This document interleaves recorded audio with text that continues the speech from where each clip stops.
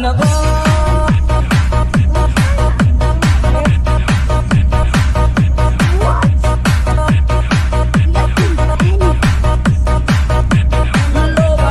DJ Crossfire.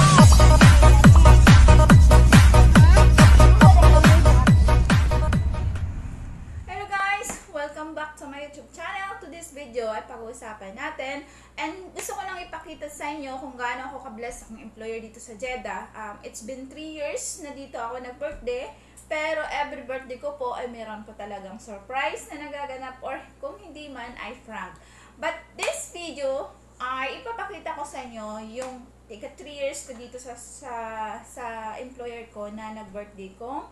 Paano yung ginawa nila na hindi ko talaga alam, na wala akong kamalay-malay na meron palang magaganap na surprise at prank dyan sa Sarawat. Okay? Ito lang yung nangyari. Nagtanong sila kasi every Friday lumalabas kami.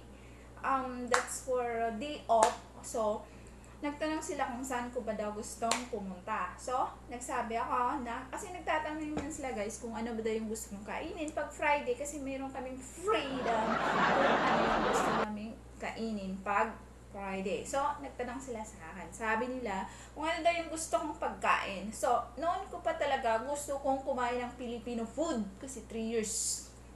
3 years? So, ayun, sabi ko, gusto kong pumunta sa Sarawat. So, sabi naman ng amo ko, sige, pagbibigyan natin, punta tayo ng Sarawat. So, yun pala guys, may nakabang na surprise doon sa Sarawat. So, kung gusto nyong malaman, so, keep on watching at huwag munang umalis kasi, taran! Ito guys, ipapakita ko sa inyo kung gaano kabait yung ibang mga employer dito sa Arab country, na hindi po lahat ng employer dito sa Arab country ay masama.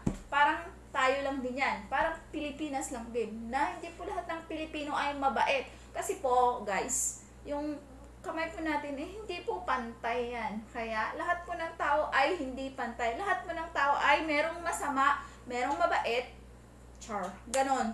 So, ito nga pala guys, 3 weeks akong hindi nag-vlog, 3 weeks akong walang upload because of my family problem na hindi ko kayang humarap in front ng camera.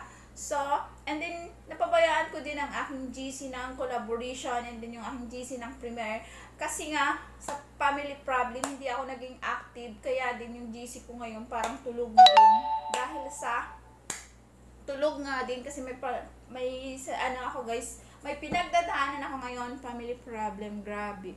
Yung pinagdadaanan ko na parang humantong na sa gusto kong magpakamatay. But, in that part, naisip ko na hindi man ako blessed ngayon sa aking pamilya kasi nga, ginaganon nila ako guys. So, it's matter of fact. Blessed naman ako sa aking employer. So, but this video, papakita ko lang sa inyo guys kung gaano kabait yung aking mga employer dito at gaano tayo kaswerte dito sa Jeddah. But, by the way, before that, gusto ko munang ipakita yung first birthday ko dito sa Jeddah, kung ano yung nangyari, kung paano, yung ginawa nila na pag-surprise. So, ito guys, panoorin nyo. Ito yung, na-delete ko na pala yung mga video ko last time. So, picture na lang. Ito yung nangyari ng my first birthday dito sa Jeddah, sa bahay nila. Pumunta din kami sa isang restaurant, nag-surprise din sila, and then, ayun, surprise.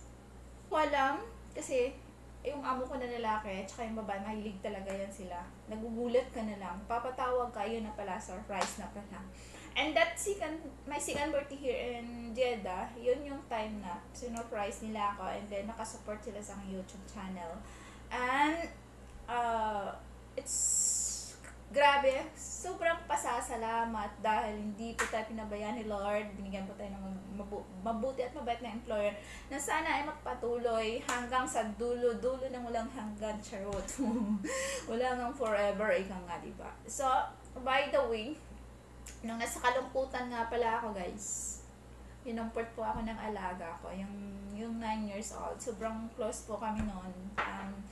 Every time po guys, na kasi po, pag feel mo na homesick ka, tapos yung family mo, hindi na down ka pa, walang nangungumusta, Grabe, sobrang sakit guys. Yung gusto mo nang, wala na palang kwenta yung buhay ko. Pero that time guys, nandyan yung alaga ko. Yung 9 years old na babae, nakasupport yun lagi sa akin.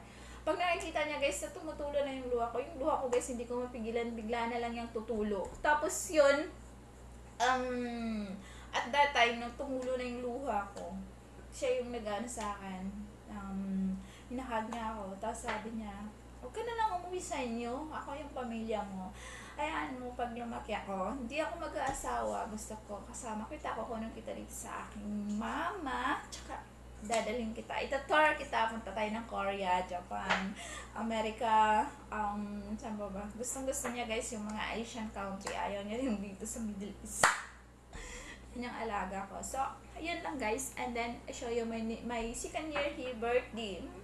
Ganun lang. And, wala na kasi ako mga video na delete ko na. So, mga picture na lang guys. So, ngayon, ay ipapakita ko sa inyo yung pangatlong birthday ko dito sa kanila. Kung paano yung surprise talaga na wala talaga akong alam na kahit isa. So, eto guys, panoorin nyo. Oops. And, daldal ko. Keep on watching.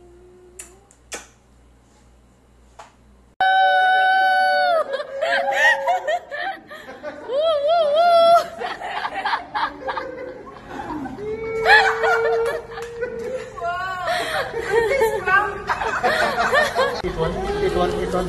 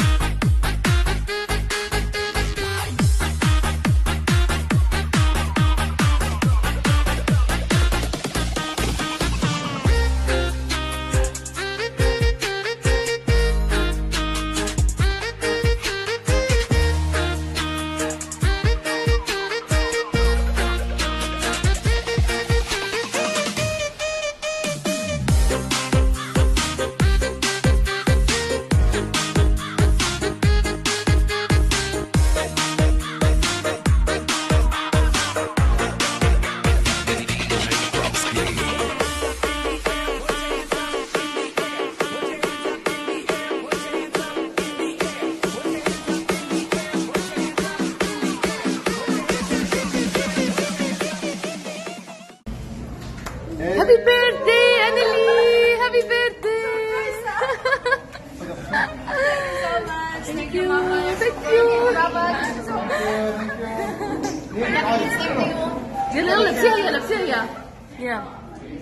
Yeah.